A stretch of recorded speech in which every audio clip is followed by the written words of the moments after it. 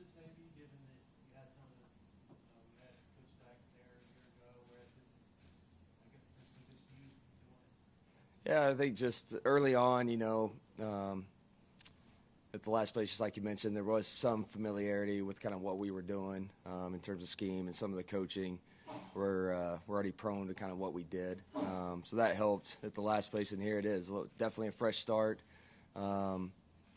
change in some terminology and things of that nature, but a lot of things conceptually are the same. It just may be taught a little differently, different philosophy, just kind of a different way of thinking more than anything. And that's what's been neat to see so far. The buy-in from the staff, from day one of just kind of being open-minded and really just digesting everything we're trying to accomplish. And, up to this point with our players, they're eager to really learn this quickly and just kind of get in a groove. And that's what's been good so far is 3 days into it. I think it's a good foundation for us from a player standpoint. You mentioned offensively, terminology is a big thing. But for an offensive line, is there much structurally different? Like you can see pretty much receivers, some of the differences in data was talked about them. With the offensive line, is it more the terminology or are there tweaks and different things? Yeah, not a big wholesale change or anything up front. Again, I think probably just kind of dumbing it down. It's more about just kind of having an identity, being consistent with what we're doing, and those guys getting a million reps at doing the same thing. Up front, at the skill position, at the quarterback position. That's more than anything. That's probably the biggest difference. I guess Dabo was talking about how the receivers do not switch sides, so you get lined up a lot faster. How much tempo do you like to use, and do you have a goal in terms of from whistle to snap? We want to have it all in this many seconds. No, not really. I haven't put a set limit or kind of a number on it yet. It's really just what we feel like our guys can handle, number one. And number two, everybody loves to play fast, but defenses have caught up and know how to play against tempo defenses now too. And certainly against some people you feel like you could have an advantage with tempo, but to me it's what's more important is dictating the tempo. Okay, if you just play fast all the time, that may play in the hands of some people. So to me, dictating the tempo is kind of the premium.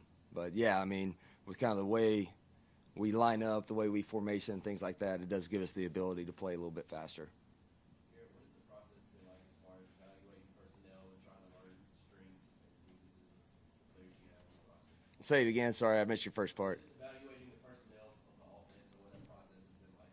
That's been the fun part, is I get to come in with a complete clean slate for a lot of guys and unbiased, opinions on people, and I kind of get to see it through a different lens. So I think it's probably maybe in a way a little refreshing for some of our current coaches, right, that have known these kids and have seen them every day, and they may hear kind of a different opinion or a different voice on some guys that maybe they didn't think that way in the first place. But that part's been great. That's the fun part is you get to evaluate what you do have. And, if y'all seen a little bit of our practice early on, we're repping a lot of guys here, as you should in spring, to really kind of get a great sample size on these guys.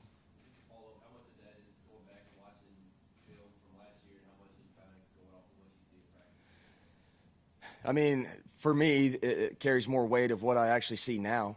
Certainly I watch the film and games of everything from the past couple of years, really. And, it gives me a little bit of a grasp of kind of what we have and guys that has some experience and some continuity at some spots. But, it carries a little bit more weight with what I'm seeing right now in front of me. You mentioned not flipping the receivers as being something that's different. As far as the splits, will there be any difference from previously here with the receiver splits, like being wider or anything? We can get to anything, really. We can condense it down. We can widen them out. But from just kind of a normal alignment, it's not a whole lot different than probably what you saw last year. I guess how do you, obviously the offense as a whole, but Cade in terms of him picking up the lingo and what you're trying to accomplish, and how quickly do you feel like he's absorbing some of the concepts that you want to absorb? I think quickly, and again, we're all about simplicity and making it easy for that guy, number one. that's the whole thing. If it's easy for the quarterback, odds are it's gonna you're going to reap the benefits of that eventually. So he's grasped it well. I think all those guys have. They've had a great mentality from day one of learning in that quarterback position room.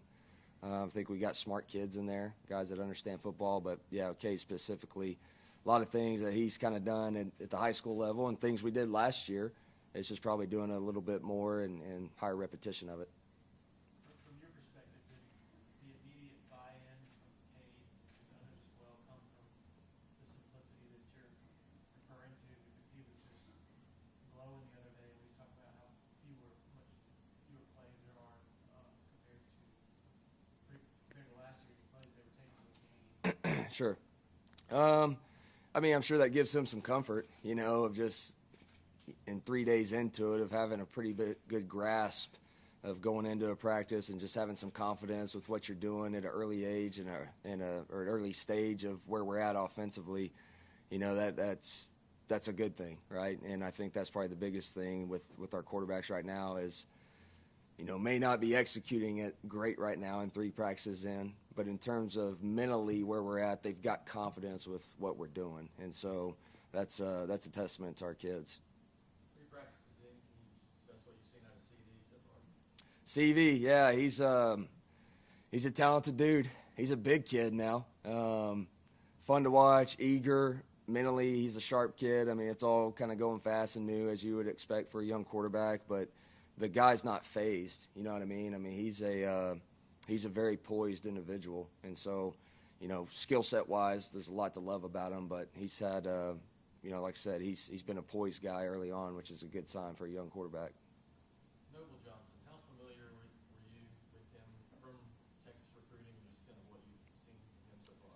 Yep, I've known Noble for a couple years now. Have watched a lot of his film and his games and seen him in person. And so he's one that's getting a ton of reps right now, and physically he's a gifted guy, and so we just got to kind of bring him along, and he's already made strides here in just a couple of days. From day one, you can already see some improvement. So same thing, he's an eager individual, but physically gifted. As far as not flipping receivers, I guess what do you feel like that gives you on offense? I know Dad was talking about tempo, but is there more to it? Yeah, before tempo, the biggest thing is you just get guys in the same spots and they do things over and over again, and a guy can master, if he's on the left side, he can truly master catching the ball over this shoulder. You get a guy on the right side all year, all day long, he gets to become where he's a master at catching over this shoulder. So things like that where they just do it over and over and over again, and they're not flipping all the time and getting used to a million different things, and so there's some comfort level with just kind of being in the same spot a lot. So yeah, that just kind of goes back to old principles of what I learned at an early age. How much does it take away when you have somebody got out, particularly at receiver, from your sort of installation and what you want to get done? I mean, install-wise, really not much. I mean, we're going to put in what we need to put in for the spring and just kind of get a base foundation of, accumulating great tape for us to move forward into summer and into fall camp and all that. So, I really don't care who's out there right now. We've got guys that need to get reps, and there's things we need to get installed and things we need to get good tape of, and then we can build off of that. What did the offense we have installed by the end of spring? I mean, if I had to put a percentage on it, I'd say probably 80 to 90. I mean, pretty full amount. And then you always see where it goes. You know what I'm saying? You put in your base install, and then you kind of see what you're good at. That's what we're trying to do as coaches. It's ultimately one of our goals on offense is we got to be able by the end of spring to identify kind of what our strengths and weaknesses are. And based on that, that's what we'll go into fall camp with. Based on that in fall camp, that's what we're going to roll with in the season, and we're going to live and die kind of with that. Hey, you mentioned there was a game last year where there were 80 plays on the call sheet going in. He said he was guessing maybe around 30 for you. Do you have an idea of how many? You may not want to give that exact number away, but do you have kind of an idea? Yeah, I mean, it's not 80. It's not 80. So, yeah, I mean, just whatever we feel like we need to carry. But for us, for what we do, less is more. And, like I said, we'll just kind of see where we're at and what we feel like we need to carry. But if we can trim it, we're going to trim it. What is it like with all new position coaches when you're trying to mesh with them and them with you? What's that process?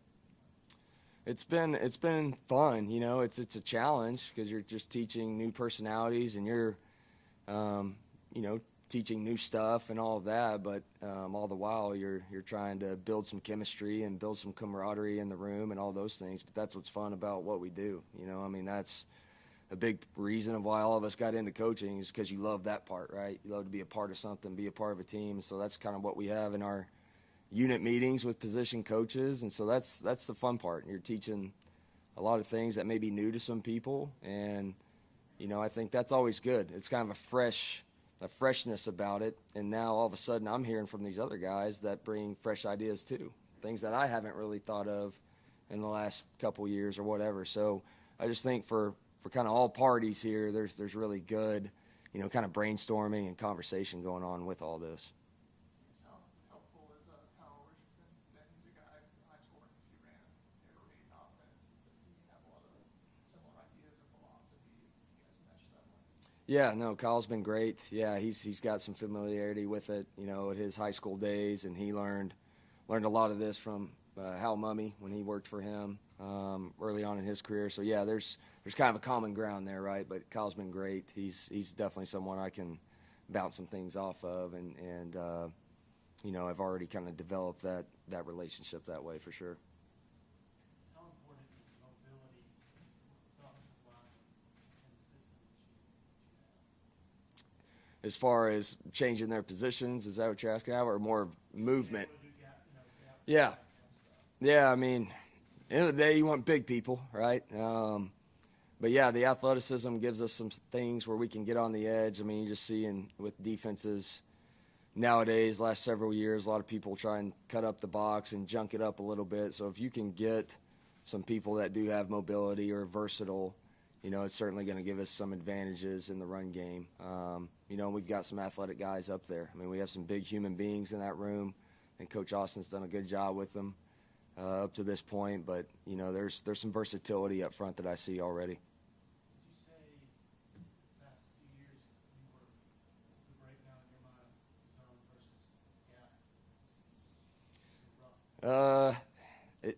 It's been different the last couple of years with each team. Each team's been kind of different, but you know, I'd say we've probably been a little bit heavier zone just altogether than the gap scheme stuff. But you know, last year at TCU, we were probably a little bit better gap team with those guys. So just again, kind of depends on what we're good at and what we feel like we have. But I would say we've been a little heavier zone just the last couple of years.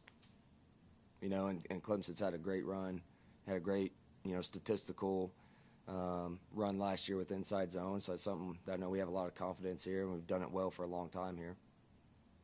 State of Texas traditionally hasn't been a huge recruiting footprint for Clemson. They've gotten a couple guys last few years. What has it been like for you, having recruited the state for several other schools, to now go in on Clemson's behalf? It's pretty cool. Yeah, it's pretty cool to wear that pall. There's no doubt. But yeah, it's you know, those a lot of people in Texas, I think, have a great respect for this brand and what Clemson's done, certainly the last decade. And so I think there's a lot of, like I said, a lot of respect out there in that state for Clemson. So, yeah, it's been pretty good outreach, you know, since I got here, from a lot of Texas high school coaches and people I have relationships with, you know, with football. So, you know, I know they're excited for us and for me and for all these Texas guys on our roster. But, you know, we've done well recruiting there last several years and bringing some guys in from Texas. And so I think it's only going to help us kind of have a strong footprint there as we move forward. I guess last year TCU had Max Duggan was a quarterback who could run the ball, you know, run with some power. Cade's a guy who's got some speed. How do you assess Cade as a runner, and what are his strengths, and how do you utilize those? Yeah, he's athletic. I mean, Cade's kind of, you know, I don't want to say sneaky fast, but I mean, he's a very versatile, you know, athlete. You know, I mean, you go back, watch high school tape, he was running around pretty good there at Westlake. So, I mean, he brings athleticism. He's a guy you can certainly run. You know, you got to be smart with him. He's not the biggest guy in the world. So, you know, you got to be mindful of that, but he's definitely going to give you an element in the run game for sure. You mentioned earlier you're bringing a different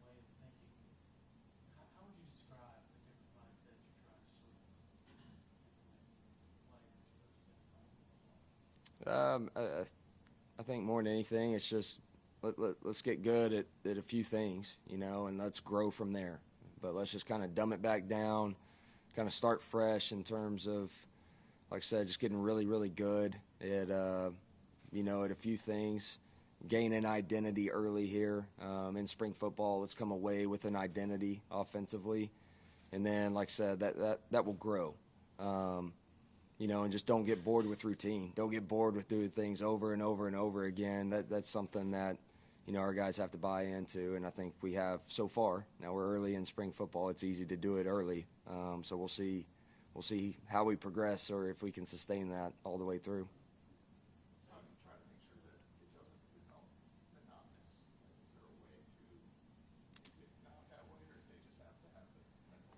Yeah, I think mentally it's them seeing, you know, obviously you want to see some results that come along with that, right? And can kind of validate why you do some things. And I think we're seeing that early on here in 3 practices. But, you know, and then the other thing it does too, it allows you, when you do so few things and you just do it over and over again, well, now all of a sudden you can move players around and they know what to do.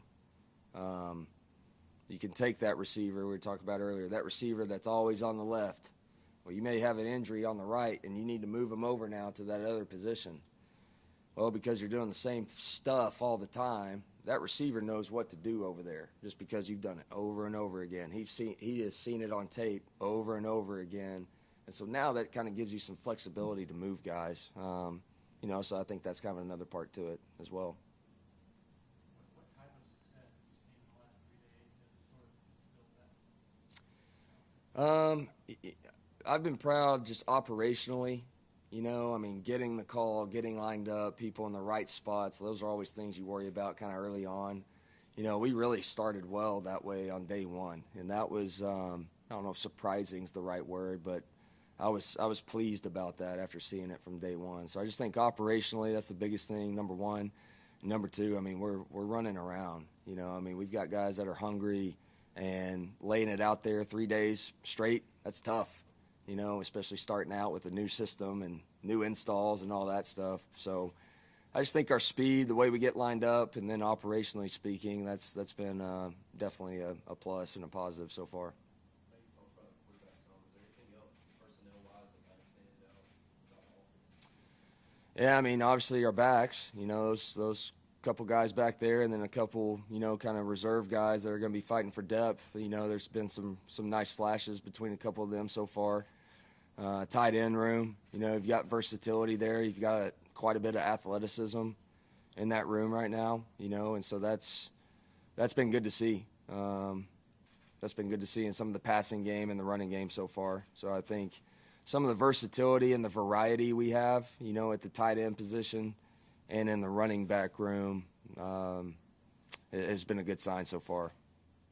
Talk about some of the bodies in the tight end room, Jake, Burning School. Have you had a guy that profiled like him, or is he unique in terms of? He is unique. I mean, I've been around some similar types to him, but he's very athletic. I mean, he's got a lot of range to him, and then he can really run. You know, this is a guy that can really run, and so he's going to present some matchup problems in one-on-one situations. There's no question about it. You know, Sage has done a nice job getting him back. I know he's been injured, but getting him back and seeing some of his physicality early on has been good. And then Sap's made a couple nice plays here in the first couple of days. You know, he's athletic. He weighs more than you think. He's almost 240 or something. You know, and so he's one of those bodies that you feel like you could probably do just about anything with. You know, he's strong enough to hold up in the box, and he's certainly athletic enough to be displaced or flexed out. How creative can you get with a guy like Bo Shipley in terms of his ability to run, but also Yeah, I mean, you can get pretty creative. Yeah, I mean, again, it's a physically and skill set wise, what can he handle? But probably more important is, you know, mentally not overloading him, and that's certainly something we're not going to do early on in spring. But you know, he's a guy that mentally can handle some things, and so he's a guy you can do a lot with and move around and kind of get him in some different matchups. David Goodwin back in the room. I see a lot of new drills, and I see that you're very intentional about some of the things you do.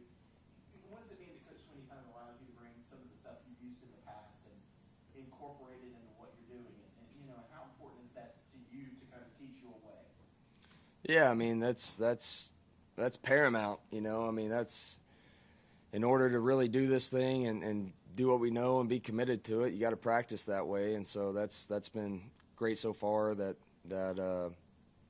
he has the trust in us and me and the rest of our staff to kind of get that really implemented and get it rep the way we need it to get rep so this thing can grow. So yeah, I mean, I just think that's commitment, right? That's commitment to what we're doing, what we're about. Is that maybe one of the things that he talked to you about in the hiring process or after your hire, that a fresh look at things, maybe a fresh way to kind of approach it? Yeah, that was certainly part of our conversation. It's kind of what he was looking for, and what could I bring to, or would that relationship work? Would we be able to jive that way and all those things? So yeah, those were some conversations we had in talks. Yep. Anyone else for Coach? Just one small question. Carson Kramer, I guess the Stafford, overlap with the Kansas Mm-hmm. brought here. I guess why is it important to have a guy like that, I guess, to help out? And I think saw him say #dirt raid.